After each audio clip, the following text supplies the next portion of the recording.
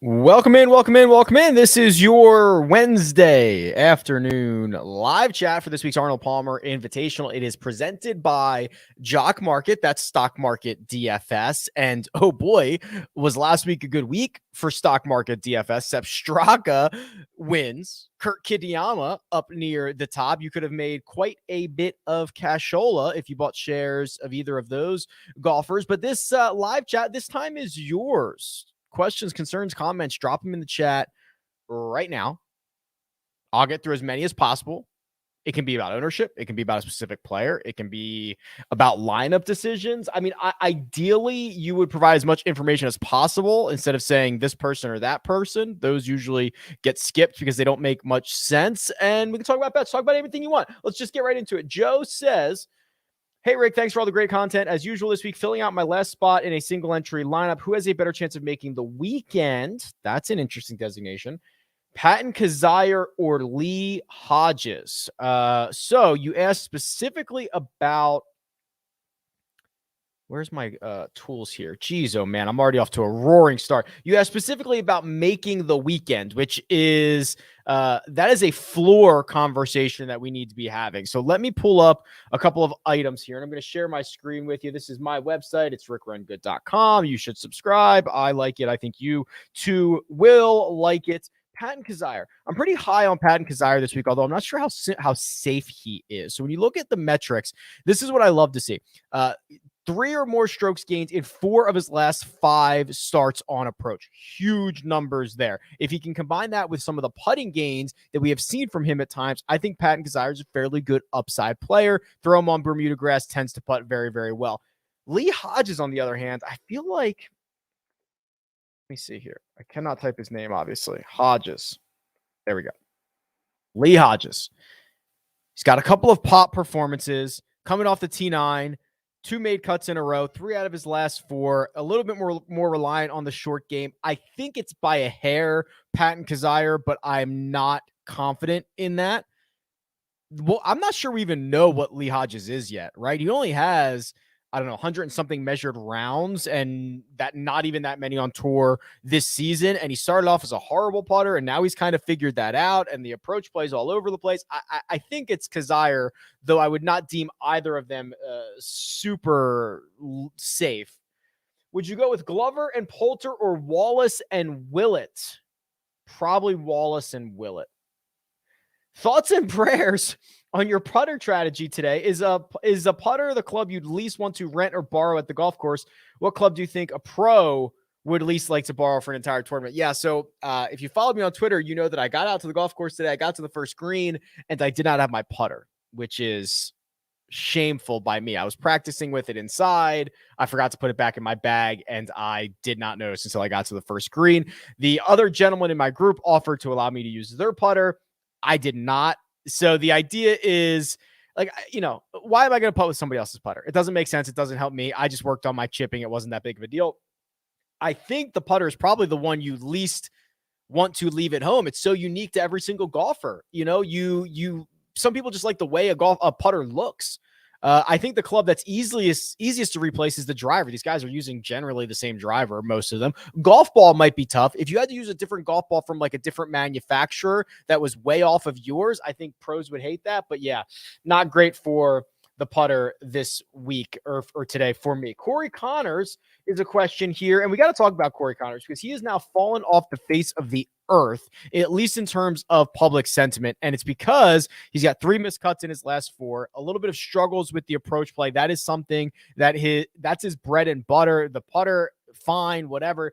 The question is, with his elite ball striking a low price, he has to be a steal, should be low ownership. This is really a matter of what you believe in. Do you believe in short term or do you believe in long term? If you believe in long term, Corey Connors is one of the most mispriced golfers on the slate. If you believe in short term and using his last 2 starts, which really the last time that he lost strokes on approach in 2 consecutive starts was last summer. It was in June. It was the Memorial and the US Open. If you're okay with longer term stuff, he's a great play. If you lean more towards short-term stuff, I think you have to be a little bit worried. Same thing with Sam Burns. I kind of lump Sam Burns into that same category. They're going to be pretty interesting pivot options, right? If we went through and we said who could give you leverage on the field with legitimate upside, I think Burns' upside is probably higher than Connors is, just because Connors has the one victory. Burns is contended a lot more frequently, but I do lump those two together. Is it me, or is Aaron Rye egregiously mispriced? Well, let's take a peek here. Aaron Rye is priced at, I believe he's down in the $6,600 range. So if we look at the cheat sheet here, you can see the names. So if you're talking about being mispriced, you got to look at the names around him. Sam Ryder, who's got 3 straight top 26 finishes.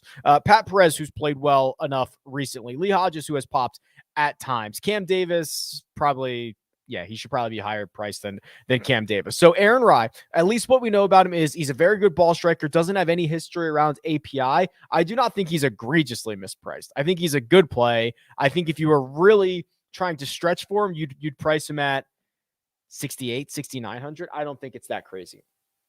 Any take on EVR this week? Seems to be flying under the radar among the chalky 7K options. All right, well, let's do a little bit of a deep dive on Eric Funroyen, I believe is the proper way to pronounce that. And I do think he's flying under the radar a bit because his 2 really good finishes recently are European Tour events, DP World Tour, right? T12 in Abu Dhabi, T4 in Dubai. Those are fairly strong fields when you start talking about the DP World Tour. I can look up the strength of field in just 1 second, but it's been a good stretch of golf. That's 4 top 25s in his last 5. And then Genesis, he was a little bit sour off the tee, which is something that he's much better at. There's a pretty strong case to be made that EVR is pop potential. I think if we get the around the green play we saw at Genesis, gets back to the off the tee stuff that we normally see, he hits it well. Okay, I'm down with this, Bobby. I think it's cool. Deep dive on Christian Bezuidenhout. Okay, so a couple back-to-back South Africans here. Let's do this real quick, and I'll share my screen. So here's Bez. Great on Bermuda surfaces, and here's his results at Bay Hill. He only has 8 rounds, but it's 1.85 strokes gained per round. That is his best course on the PGA Tour. Again, only 8 rounds, but a T18 and a 7th place finish will do that for you. And then you look at his play coming in. He does it in a way that I'm a little bit nervous about. You know, he had the stretch to open up 2022 where he was gaining a ton of strokes on approach. That was kind of rare. And then he's, I think, regressed back to his mean in those categories, but he's always a very good putter. So what version are we going to get from him this week? I don't know, but this is a place that he's played well at. And I think you can get a lot of, well, actually, what's his ownership going to be? I was going to say he's probably a leverage golfer, but I'm not even sure. Let's check and see. I have him at about 11.6%. So the top of that 7K range. Yeah, he's like the 3rd or 4th, maybe 5th. There's just 5 guys between 11 and 13. So, yeah, I think there's some decent leverage there. There is a super chat here. So Christian says, good afternoon, Rick. Hope you're having a great day. How do we feel about Willett and O'Hare this week? Last man in a 100% $100 single entry on DraftKings. So thank you for the super chat. That is always appreciated, never required. So let's do Danny Willett and Sean O'Hare. Is that the other golfer here? Okay. So what I'll do is I'll throw them both into the power rankings, and we can kind of flip through this. So they're actually quite similar golfers over the last 50, both gaining about a quarter of a stroke off the tee, both losing it on approach, both okay around the green. The big difference is O'Hare's been a much better putter. Basically 0.6 of a stroke, which is almost the entire difference between him and Danny Willett. Let's do the last 20 rounds. That would be much more recent form. O'Hare's been terrible. Yeah. Losing on off the tee, losing on approach. Danny's been, look at this though. Danny's been so bad. I mean, Sean O'Hare's been terrible by his own standards, and he's still 0.6 of a stroke better than Danny Willett is. So I think you go O'Hare here, which is kind of shocking. I was not expecting that result. Hey, Rick, I'm pretty far behind my one and done Rory or Fitz this week to try to catch up. I don't think either of them are going to allow you to catch up super bigly, but probably Rory. I just think the opportunity for, I love both of them, but I think the opportunity for 2.1 from Rory, and I don't think you necessarily have to save him for a major championship, and Fitz, you can probably get another spot. I think the answer is Rory, but I don't think either of them are allowing you to catch up. Rick, you're the man. Thoughts on Taylor Pendrith this week? What percentage do you have him coming in at? Okay, well, I've got Taylor Pendrith coming in at about 3%.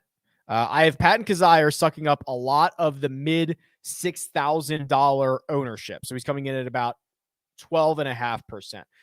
Let me pull up Pendrith here on the tools on the golfer profiles, and we can talk through what we're seeing from him. I think the good news is, his ability to bomb it off the tee. That's a very valuable skill set around Bay Hill. So here's Bay Hill, and here's the regression model. What two stats are more commonly correlated to success here than other golf courses? Driving distance and strokes gained approach. Well, Pendrith certainly knocks off distance, and he's been much better on approach. If he can putt, I shouldn't even say putt. If he doesn't hemorrhage strokes around the green and on the green, he can contend. I would probably prefer other bombers. Let's see if there's anybody else down here. Well, at that price, there's probably not many guys. But like Cam Young, if you had like an extra $1,000, like I like the way Cam Young sets up a lot better than I like Pendrith setting up. Pendrith is like a beta version of what Cam Young currently is. Cam Young's like Cam Young 2.0. Great day. Great day. Good day, Rick. Andy, and you are fire on the scramble. Thank you. He talked about the course getting harder since 2019. Can we get an updated Holy Grail from 2019 till present and see who has done well in the last 3? Okay, sure. I can do whatever you want. The Holy Grail allows for that. So let's do this. Let's just do the last 3 years. That's the request here. Or actually, I guess, do you want to include 2019 in there and say everybody in this field at Bay Hill, and then we'll sort by strokes gained total, and we'll just see what happens. Oh, Matty Fitzpatrick, number 1.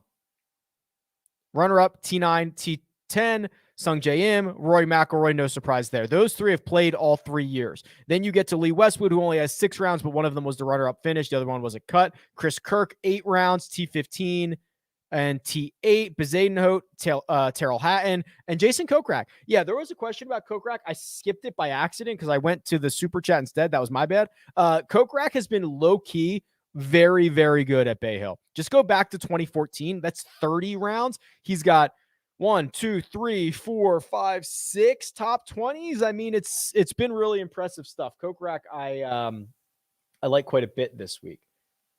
Are we sure that Rory's irons are good to go? The strokes gained data doesn't clearly show this, and I'd hate to use him in a one and done if his approach play is still meh. Yeah, the problem is the recent stuff from Rory is on the DP World Tour, right? So we don't get the strokes gained breakdown over there. So what we got at Genesis was a tour average Rory, 0.1 on approach. But what is he doing with the putter? Is he just a madman now, right? With the flat stick, he's rolling everything in. 5 strokes gained at Genesis, 6 at Summit Club, 4.6. I mean, it's been a while. It dates back to the Northern Trust, but 5 consecutive PGA measured events, he's gained a ton of strokes.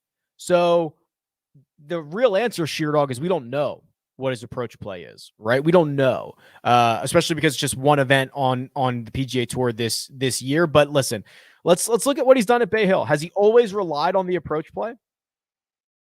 Kind of. I wasn't expecting that, Sheerdog. I was setting that up to be like, no, it's been the driver. No, it's been the approach play. So I guess I'd be a little bit concerned, but I why be concerned if we don't know? I don't know, man. Good question. Really good question. Thoughtful. You have to make the decision on your own.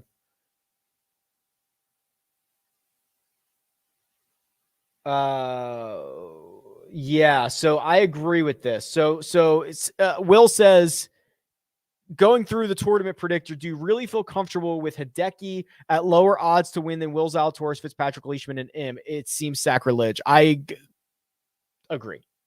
I tend to agree with you, but the whole point of the tournament predictor is that I don't put my feelings and thoughts into it, right? The model, it loves what it loves and it hates what it hates, and then it simulates it 1,000 times, and still in 1,000 sims, you could get a guy, 1,000 sims and a couple of percentage points, it's only a handful of wins. So you could have guys run good or run bad in small 1,000 simulation runs. If I did 10,000, I bet you Hideki would come up. If I did 100,000, I bet you Hideki would come up. So I agree with you. I don't necessarily just blindly follow that, nor anything else, nor should you. Can you give us an ownership update on the $9,000 range and up? Is there anyone in that range that has grown on you that you didn't find appealing since the start of the week? Okay, so here is what I have for projected ownership. Rory McIlroy, 24%. Jon Rahm, 19%. Then you get, as kind of expected, Victor and Scotty Scheffler are your kind of pivot plays in that 9 or in that 10K range, with Hideki coming in at 18.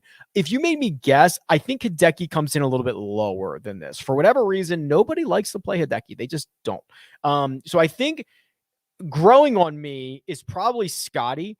Scotty has proven time and time again recently that he's very good. He's very good in hard fields or strong fields, even in tougher conditions. He can show up. I think Scotty will depend on his success will depend on his driver. If his driver can keep him in play, he's in a good spot. I have worries about his long irons from 200 yards and out, but other than that, I think if you gave me Scotty at 11% and Rory was 25 and Rahm was 21, I would take it. Other than that, the 9K range, Fitzpatrick, Zalatoris will be popular. You can pivot to Leishman. You could pivot to Sungjae. Honestly, going back to Sungjae, I wrote this up in my newsletter for this week, which you can subscribe to in the subscription below. You should probably just forgive Sungjae, right? So let's go through his. I want to look at his rounds last week. Let's just do Sungjae. Whoops, misclick. Yeah, so he loses 2.7 strokes to the field in round 1, 2.5 of that coming on approach, and he doesn't putt well. Well, on Friday, gained a stroke on approach, putted neutral, gained a stroke and a half on the field, just wasn't enough to get him back into the tournament. Then you look at what he's done at Bay Hill, and it's been awesome. So I would be glad to pivot to Sungjae Im. I'd also be glad to have you guys pivot to Jock Market, which is stock market DFS. So you can buy, sell, short shares of athletes, including golfers. So if you look at the results on my website, which you can, because this is a free tool as well, you can see the results from last week. Sepp Straka sold last Wednesday in IPO for $3.37 a share, and he got the full payout. So you made $21 of profit per share. And someone in the comments is probably saying right now, but Rick, he was 100 million to 1. You only got 6.5 to 1 on your money. Correct. However, if Sepp Straka would have finished second, you would have got $20 per share. Kurt Kitayama, who did not cash anyone's outright ticket,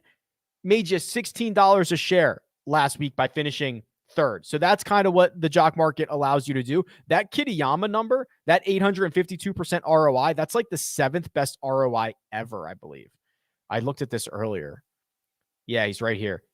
7th best ROI ever. So really great week. So what's going to happen tonight, Wednesday night? It's the IPO. Joe, Idonia, and myself, we do a Jock Market Power Hour. So you can join us for that. It's at 8:15 p.m. Eastern time. It's a live show on the Rick Run Good YouTube channel. And we kind of talk you through the market. You can make your bids. You can do all that good stuff. And you can use the code RICK, which is a it's a $50 deposit bonus, which would be very nice.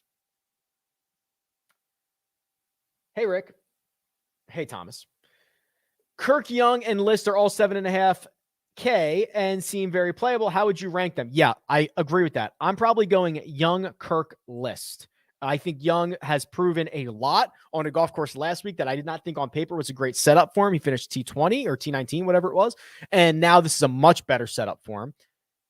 Kirk is just great in this whole Florida swing. And then List is kind of just like your ball striking, hope he putts to a 0, high upside every week type of guy. So I'd rank them there, but I agree with you. All of them generally good plays. Hey, Rick, 2 questions for you. Thoughts on Lee Westwood, and who, in your opinion, is most likely to make the cut at under 6,500? All right, let's start with that question. So under 6,500 or 6,500 and under, most likely to make the cut.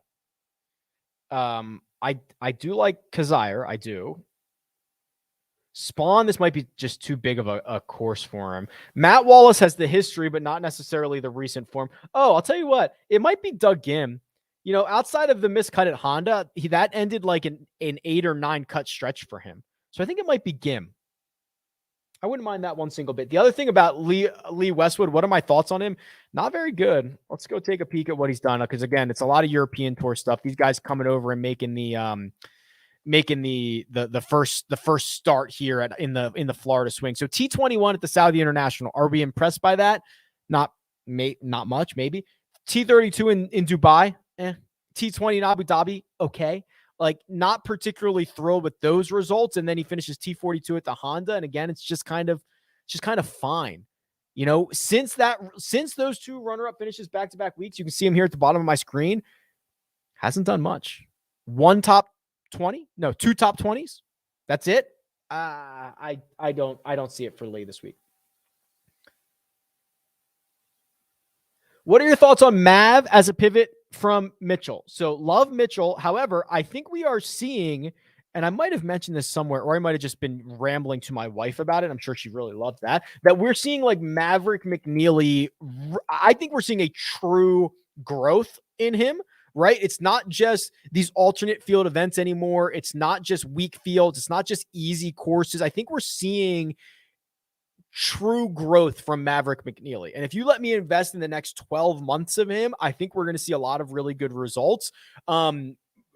So I'm not going to argue about a pivot to Mav, even though I think Mitchell's just like an awesome play this week. But sure, pivot to Mav. I think you're going to get more good results than bad.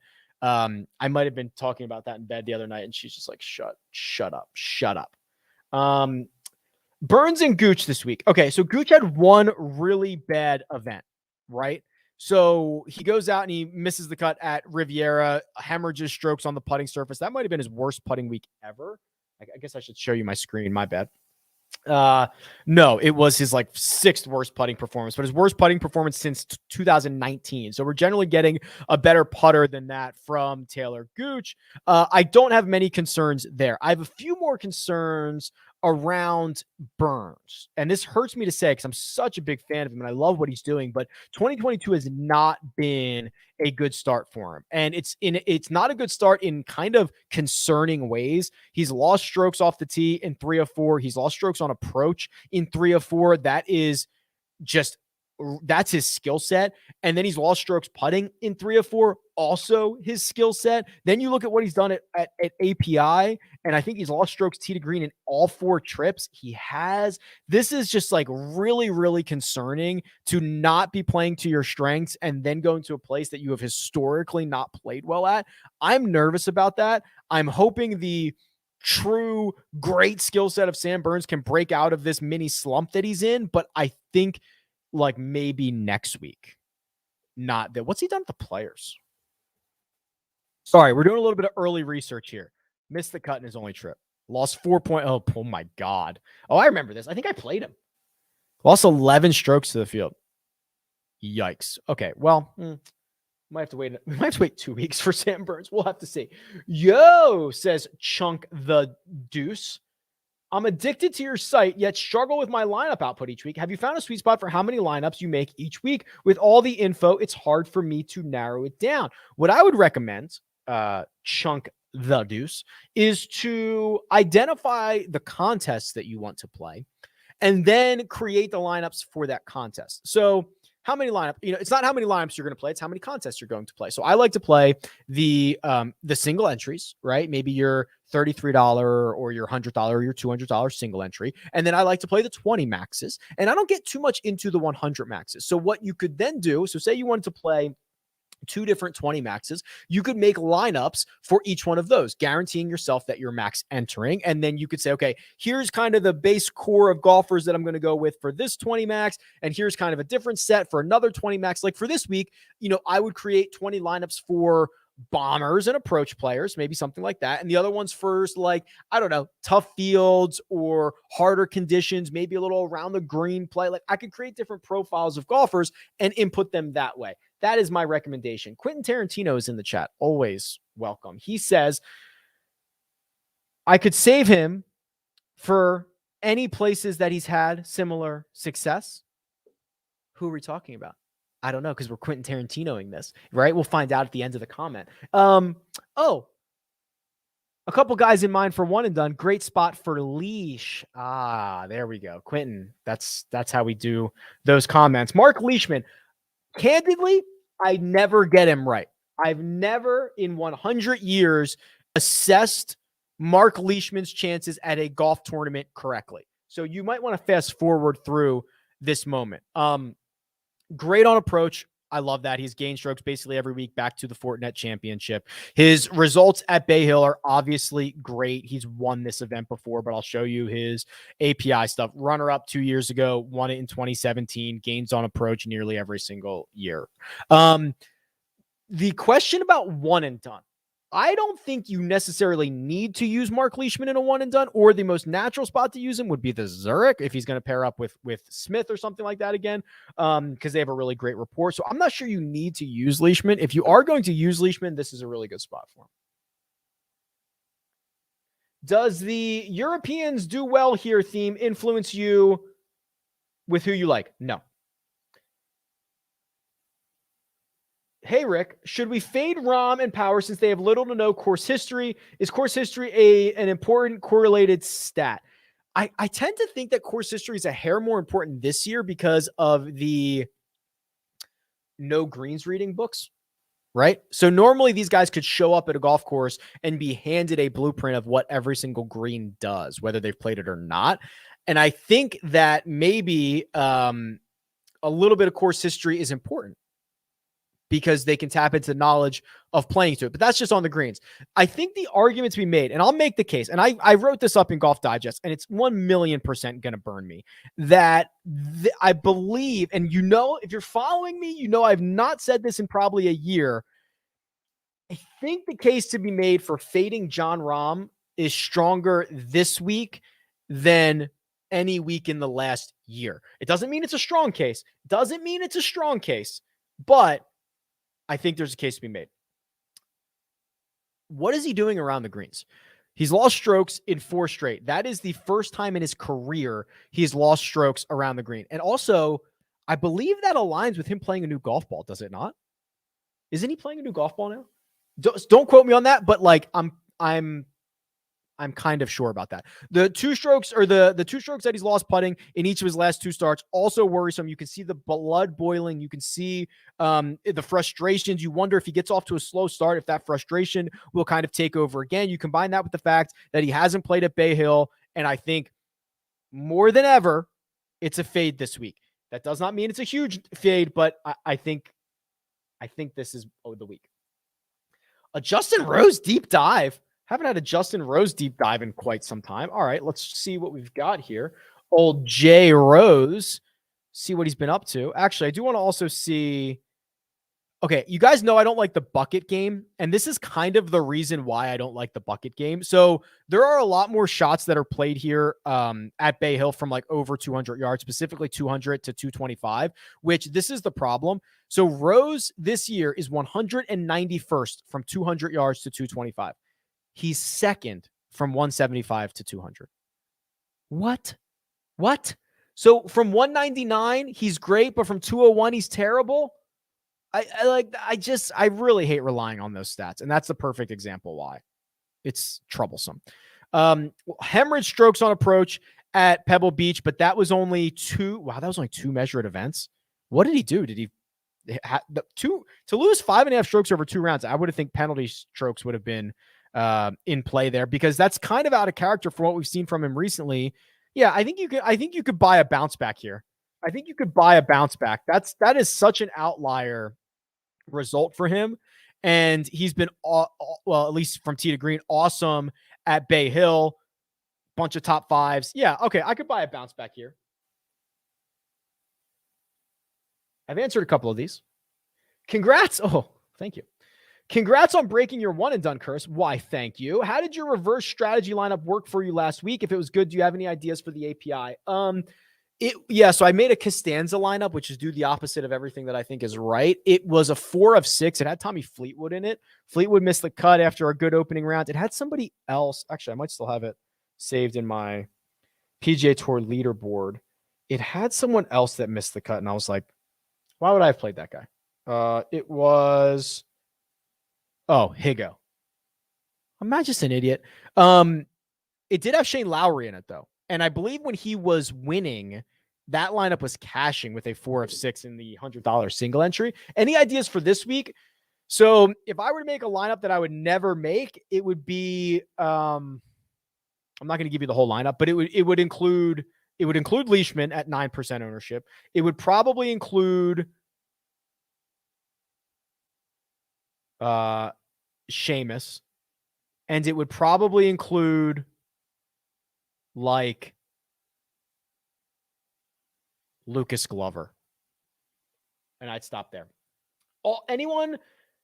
Okay. This says also for anyone with PrizePicks, McIlroy was added as the 16th hole prop. Might want to crush that one while you can. Let's look into it. So I have a PrizePicks tool, and you can use the code Rick. You can use the link in the description. You can get up to 100% instant deposit match up to $100. I've been pouring through the data. So I have this tool, which is freaking unbelievable. So I've loaded in every hole for this course that people have played of eligible golfers. So what you can do, so what is it? Hole 16? Hole 16, you can go through and you can see that Rory McIlroy, on average, has played this hole at 4.25. He's played it 24 times. He has made 14 birdies. He has made 2 eagles. That's 16 versus 8 pars. That means 16 out of 24 times, about what? 66% of the time, he has gone under the 4.5 prop. You can find a lot of guys like this. Paul Casey, Justin Rose, Adam Scott. The under on 16, 4.5, it should be crushed, I believe. And you can go through and you can see all the data for fairways and greens. We've moved the numbers on fairways, by the way. It opened up where multiple guys were over 10, 10.5. Now no one, actually this is, I have to refresh this. There's like one guy who's at 10 now. So we're moving lines. And I think it's because we're on the right side of the things with the data. So use the code Rick and go sign up.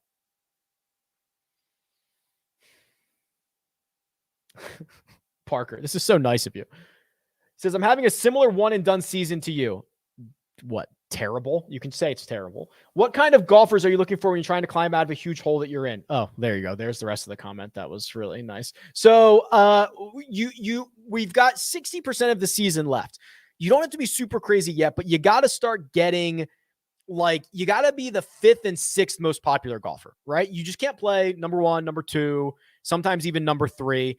You can still play the favorites, the guys near the top, the guys that are most likely to win, but you want to be the only one on them. Like Scotty Scheffler this week or Victor Hovland this week would be a good option.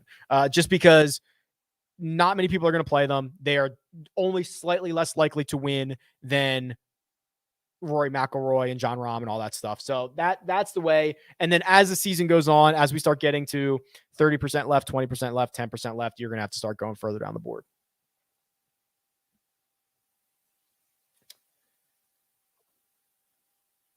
Please do not submit the same question twice. I'm going in order, so that does not help.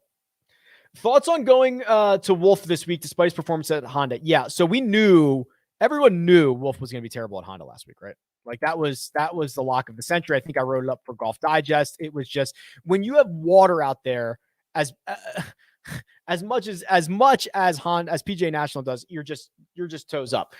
This is on paper a better course for him, but I don't like the way he's coming in because he could be the driving distance guy. He could be the extract it from the 3-inch rough guy. He can be that guy, but look at the rest of his game.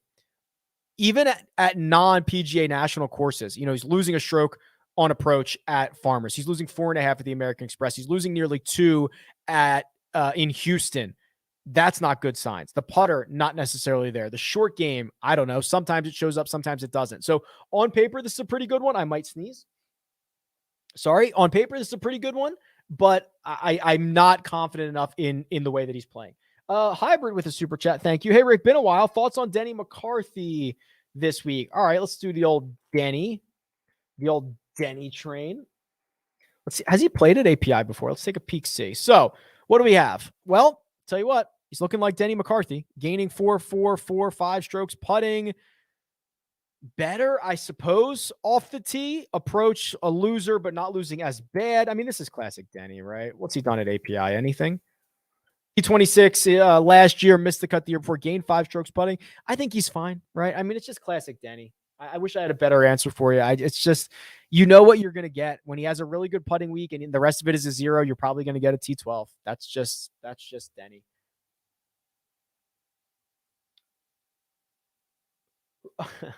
Good afternoon, golf fans. Can we please get these likes up for Rick? Yeah, sure. Like, subscribe, comment, all that good stuff. Who's the producer's player of the week? That's my wife. She says Christian Bezuidenhout. She also says, is that to another comment? She also had another comment in here, but I don't know if I should divulge that yet, or maybe it's coming later. I'm behind on questions if you haven't figured that out yet. She said Oliver's Puerto Rico pick is Satoshi Paul-Dyra. Bump. That's a pun. Who is the under the radar play this week, and who's your popular fade? So I think my popular fade is Jon Rahm, and I'm terrified about it. My other fade would probably just be Zalatoris, right? So he's going to be very highly owned. He's fine, but he is not twice as likely to win this as Sungjae Im, right? If you're looking at it that way, he's not 3 times as likely to win it as Will Zalatoris if you're looking at it that way. My under the radar guy. So just looking in terms of ownership,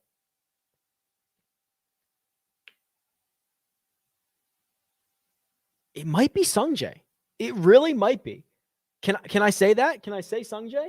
Burns everybody last week? I think it's Sungjae.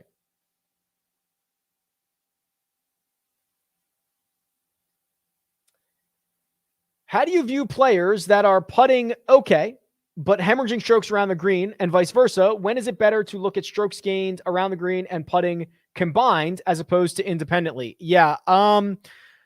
I don't know when it's better, but I often am just looking at both, right? So like I have strokes gained short game and I have strokes gained ball striking in the database. Obviously strokes gained short game is around the green plus putting, off the tee and approach is ball striking. Combine those together. So yeah, I don't know. I don't know the answer to that, what the better time to look at them is, but I just am always kind of looking at them and seeing if anything stands out. Like I'd rather you be hemorrhaging in one category than being bad in both, because at least if you get a good week, you could conceivably make that up.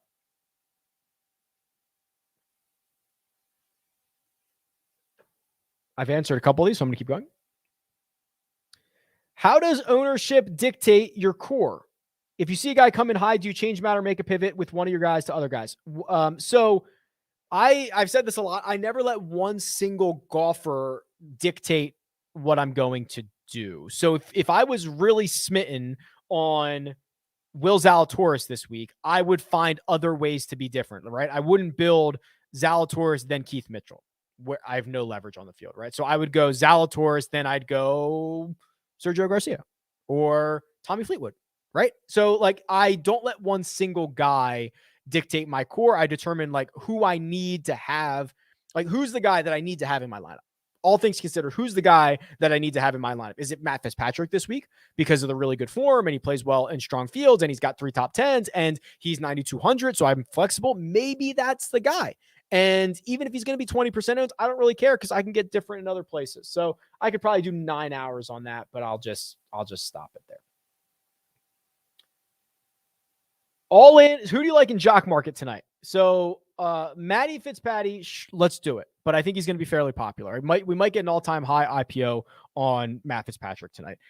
Cam Young, I'm in on. Really, those guys in the 7,500. That's where I think you're going to make money in the Jock Market, because you'll get access to power, even like Connors, Power, Young, Kirk, List, EVR. Fire them up. If that was my portfolio tonight, I'd be thrilled, because you don't need them to win to make money, which is obviously important. Oh, Denver Timmy's trying to break the system. So he says, I know you hate questions about wind. I'll ask in a different way. Is there a stat that tells us what players have the best trajectory control, traj control, or just the best ball strikers? Well, the best ball strikers one is very easy. It's called strokes gained ball striking, right? That's generally speaking, the guys that flush it are always going to be better in windy conditions, right? So let's just look at last 100 rounds golfers in this field, strokes gained, ball striking, you are going to find Jon Rahm, Corey Connors, Victor Hovland, Paul Casey, Will Zalatoris. If you go more recent, last 20 rounds, you are going to find Jon Rahm, Will Zalatoris, Paul Casey, Matty Fitzpatrick, and Luke List. Okay. So that's that. Start there. That's easy enough to find. Traj control. You could look at Apex. However, a lot of guys play different Apexes or different shot shapes or different trages depending on what is being asked of them, right? And it's weird because especially at a place like Bay Hill where you would want high apex to come into these greens, especially from 200 yards out, aka Jason Day, someone like that, you wouldn't want that for the wind. That is why this is all flawed, right? And you don't know what shot the guy's trying to hit. There's a really good story that I won't divulge all the names and details, but I was watching a PGA Tour player on the range, and I was watching him every shot. He was hitting it 2-yard draw, 2-yard fade, dead straight, blah, blah, blah. And I'm like, oh my God, he's locked in. He's absolutely, this is perfect. Spoke with him afterwards, and he was like, that was the worst range session of my life. I was trying to hit all cuts I couldn't find. And I was just like, oh, that looks good to me. So we don't know what they're trying to do. This is why all that stuff is flawed. What does your card look like this week? Okay. So you guys always get me to divulge this, which I don't love to give away my card because it doesn't matter what my card is, right? You should spend your money the way you want to spend your money, and I'll spend my money the way that I want to spend my money. And I don't know your risk tolerances and all that stuff. So that's my caveat, but I'll tell you what my card is right now. Which, by the way, I said on the live chat last week, don't let me forget to bet Lowry and Noren. That almost worked out because I got Lowry in there. So here's what I've got. And I probably get better numbers than you guys too, because I'm at circa. So Cam Young, Keith Mitchell, Matt Fitzpatrick, Hideki Matsuyama, and Jason Kokrak. So that's like my 5. Okay. I did also bet Aaron Wise at 125 because now I'm just part of this. I'm just in this now. Right. And I just have to at least bet it through Florida. So I don't really even act like that's my part of my card. And then obviously I'll probably bet Victor, but that's, again, I separate those out. The 5 that I gave you, that would be my card. That would be my card. I'm just trying to get caught up on questions. I've named a lot of these, or I've answered a lot of these. Mark says, can you name 5 golfers you would avoid in DFS? I would refer you to an article I wrote for Golf Digest where I go through every tier and write one golfer most likely to disappoint. I would recommend you to that. Just type in my name in Golf Digest. You'll find it. Considering Casey, Sungjae, or Leishman, do you have any lean? I can't get that Sungjae 4-putt out of my head. Yeah, not great. I think in terms of upside and ownership, it's Sungjae. Leishman's fine. Casey, I do wonder about the upside, but he's probably like a lock to finish inside the top 20. Is the Puerto Rico curse still real? So I don't know. It depends on what you think not real is. Because Victor won again immediately, but it wasn't on American soil. Finau finally won, but it wasn't on a Sunday. I think it's over.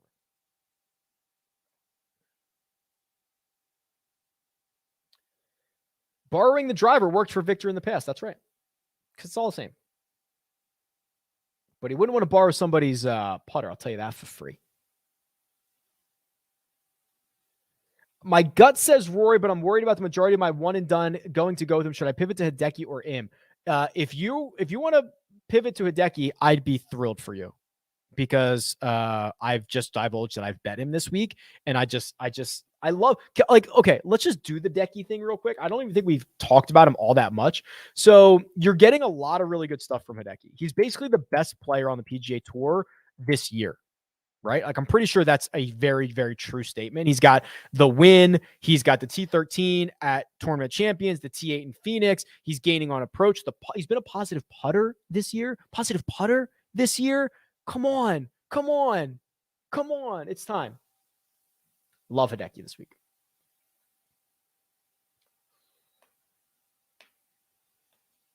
When placing outrights, do you ever go with options that exclude the favorites. Can't tell if the odds on remaining players are discounted too much in exchange. Am I understanding this question correctly? Do you ever go with options that exclude the favorites? Often I do.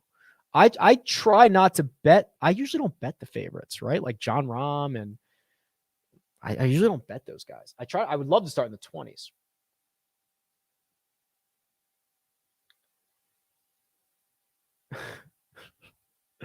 Some of these questions are weird.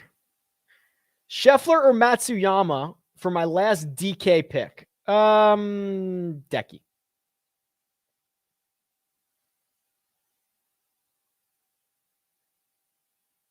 Some of these questions are also poor. So we're going to go through some of these. Am I nuts for rostering a bunch of Cam Davis this week? No. You're not super crazy, but you're maybe just like a little bit crazy. I think this is okay. So what's the most ideal spot for Cam? Like 3M or Rocket Mortgage, obviously, right? But the distance that he has and the club head speed that he has is more of an advantage here. Now, the rest of his game hasn't been all that great either, but he's putted better. Around the green, it's been better. That's usually more important on difficult golf courses. I was impressed what he did around the green at Riviera, the way he putted at Riviera. So I think that there is a case to be made that this is an above average spot for Cam Davis. I think that's okay. Thoughts on Sung Jae versus Willie Z? Am I one and done currently middle of the pack? Then either are fine. I would probably play Sung Jae, but it's super close. Super close. Paul Casey. No. Who gets off to a fast start here? All right. I don't know if it's interesting or not, but let's do this. All right, so let's do round by round. Let's just do round one at Bay Hill. That's like super deep, right? We usually don't go that deep. So round one at Bay Hill, it's going to be a lot of small sample size guys, but let's just do it. Whoops. More filters. Like some guys might have one round, but let's just do it for kicks. Oh no, Scotty Scheffler's done it.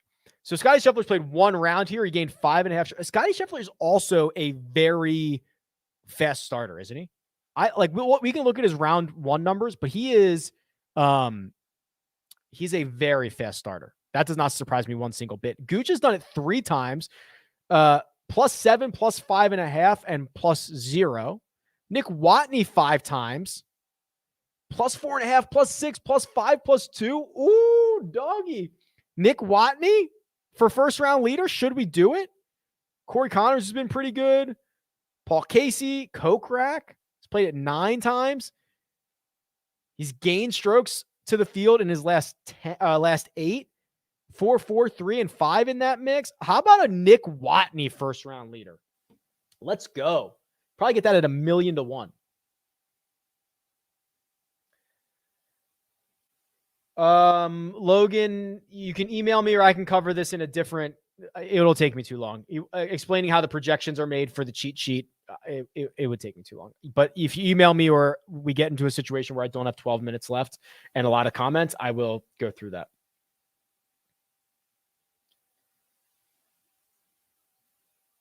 Can you talk about your process for when you eat chalk and when you fade it? I wish I had a better answer than just like my gut, right? Like if there are good pivot options, I'm happy to fade it. There is a case to be made that once any golfer on the PGA Tour gets over like 26 or 27%, you should be fading it. It's just such a volatile, random sport, and there are generally options that are a fraction of the ownership that are nearly just as likely to find success. So I will fade more often than not. The only time I might eat it is like in a core cascading method where I do like 20 entries and the same guys are in 16 of them and I'm out chalking the chalk. That's the time where I would eat it. Cam Champ has been devastatingly bad. I know it's driving distance and I know it is approach play, but we can look at Cam Champ here real quick. Is that what this question is regarding? He's just been horrible. I mean, the short game terrible. The putting, terrible. Doesn't help on approach. I mean, longer term approach is a little bit better. The stuff since the BMW Championship, not very good. He might even lose strokes off the tee this week. I do not like the Cam Champ play.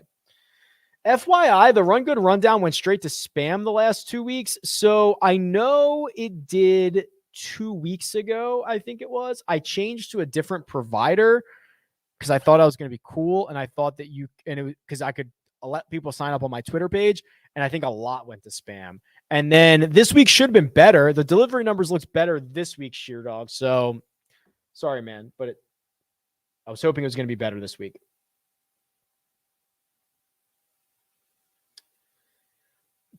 Bo Hostler's kind of in play. I'm going to go a little bit quicker here. I've answered a lot of these.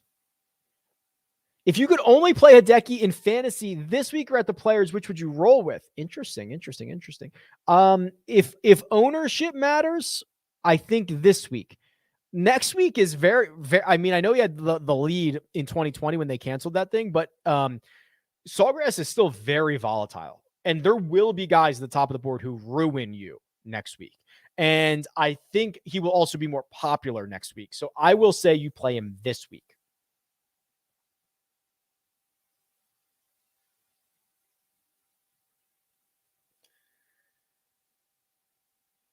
Luke List or Cam Young? I like them both, but I think the answer is Cam Young. Best option, $6,500 or below? Who did I say before? Wallace is okay. Doug Gim is okay. That's about it. I prefer Hostler over Ortiz.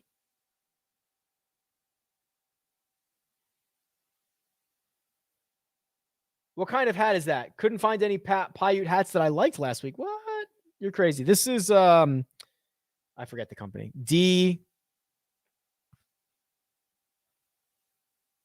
Hudson. It was one of those Instagram ads that got me. It's fine.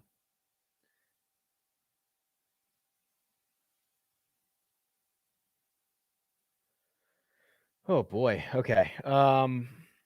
I've answered a lot of these, so I'm just rolling through. I'm just rolling through here.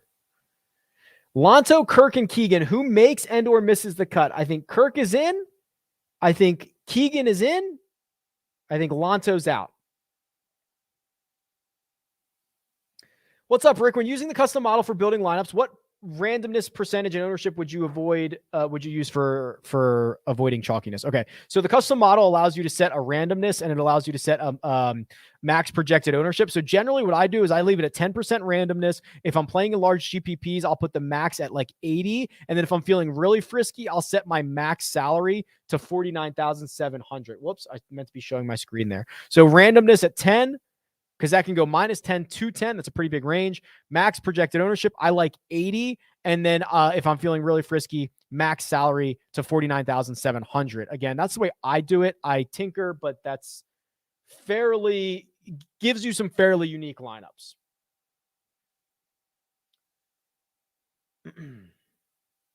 While I'm here, yeah. So a new model. So let's look at what I did earlier in the week. Okay, it was big on distance. It was big on approach. I would probably still do that. Par 5 scoring. I mean, let's just build a different one, right? So I don't know if this is what I would actually do, but let's do a different one.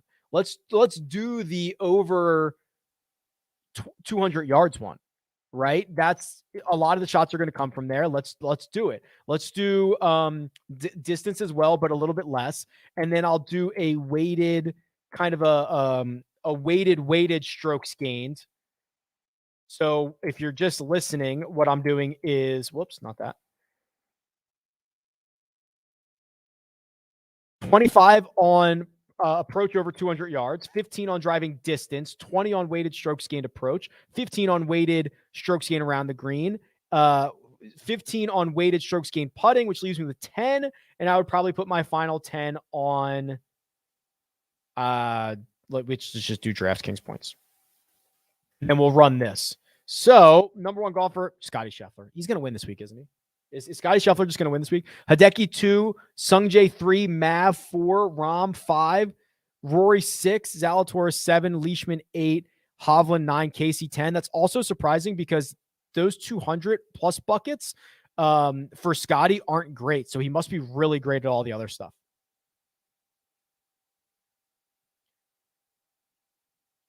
I have a season-long draft this Saturday. How can I best utilize your site to make up a rankings and a cheat sheet? I would use the power rankings because you can look at any golfers that you want for any number of rounds. You can see what they're good at and what they're not good at. Breakout stars. Cam Young could be one. Let's see. I would also look at like ball striking. Like Keith Mitchell could be one, right? If that counts.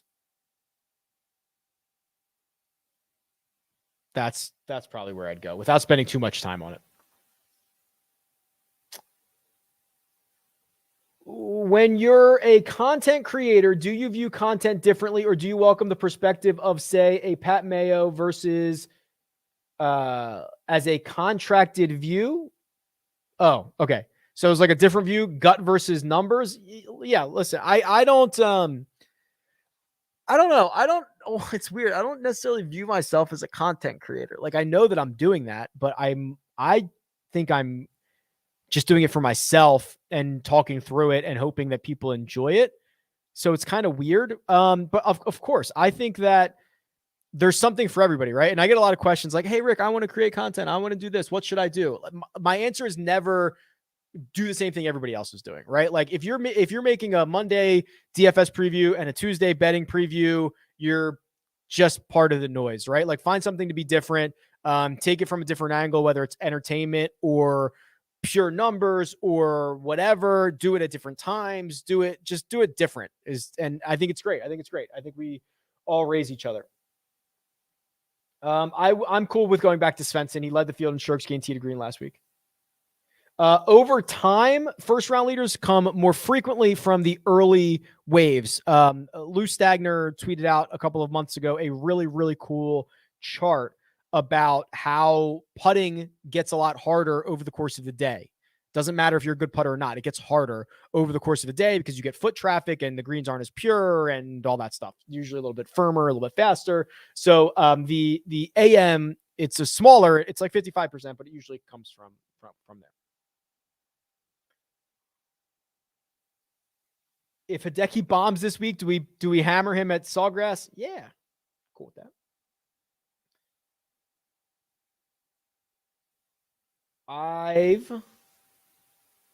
Yes, correct. So this says, I've been flirting with the core method, core cascading, and I love the risk reward. Yep. I'm wondering if it's smart to leave at least $500 of salary left on the table for more maneuverability when cascading. Yes, it allows you to go up.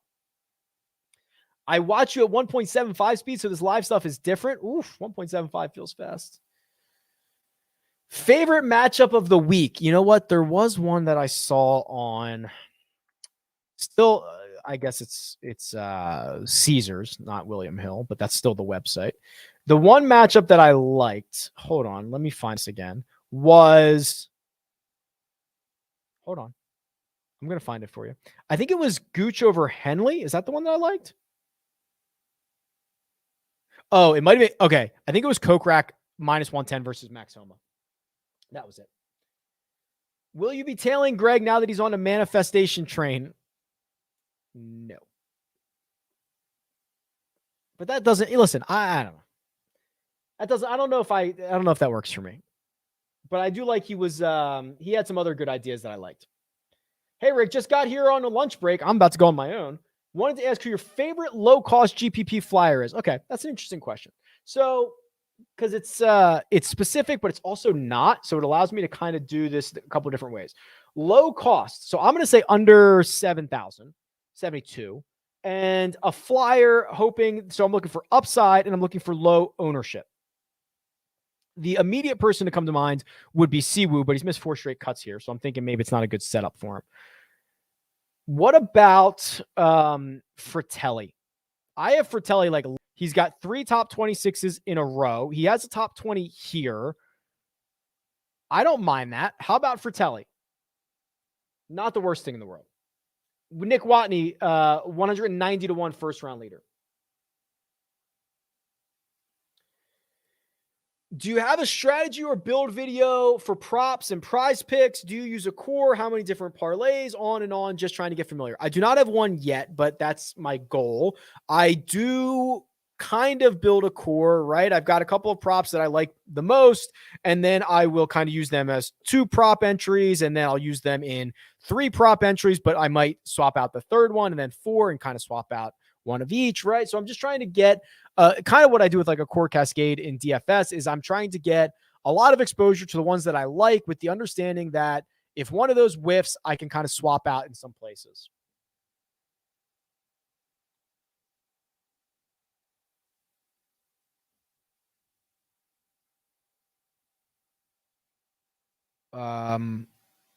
Sorry, I didn't want 10 seconds to go by of silence. People probably were like, is this frozen? We are almost at the end of the questions, and we are at 1 o'clock. Okay, hold on a second. I've got lunch coming up here shortly. Oh, yeah, these aren't okay. I'm good. I'm good on these questions, I think. So here's a couple of items. What's for lunch today?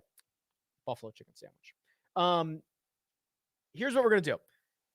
Thank you for joining. Thank you for hitting the like button. Thank you for subscribing. I can't believe we're like almost at 18,000 subscribers. That stuff's crazy to me. So thank you for all of that. I'm going to be doing a Jock Market Power Hour tonight. That's at 8:15 p.m. Eastern Time with Joe Idoni. You can use the code Rick and get access to a deposit bonus there. Basically, if you go to look for a deposit bonus somewhere, try Rick first. There's a good chance I've got a code somewhere. Might just give it a crack. Maybe it'll come back to me, and I'd appreciate it.